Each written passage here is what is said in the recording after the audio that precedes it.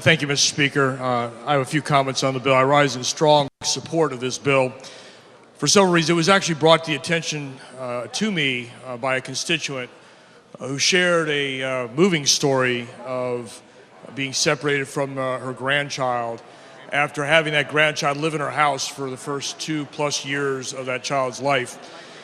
Through some of the things that others have talked about, a disagreement between the parent and the grandparent over something that had nothing to do with the child in question. I also rise in support for two other reasons, but principally because if you look at the existing statute, the challenge of a grandparent demonstrating a parent-like relationship, if you can walk through a relationship between the child and their child and the grandparent in this case, that grandparent's going to work with the family to try and work things out over time. That could take months or even years.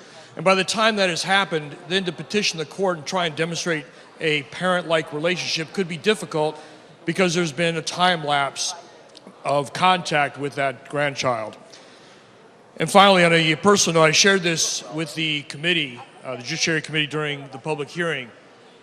If my own mother had decided to separate me and not allow contact with my grandparent, when I reached the 8th grade, my situation in my home life caused me to have to change and go live with my grandparents for high school.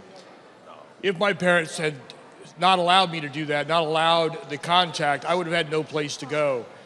So having this ability for a grandparent to petition the court, have the court make a judgment based on what's in the best interest of the child, I think is a prudent step and a measure that gives strength to the family unit that is extended beyond just the parents, and the value that grandparents can give to the raising of a child and to the carrying on of the legacy of that family unit. So thank you, Mr. Speaker, for the opportunity to speak.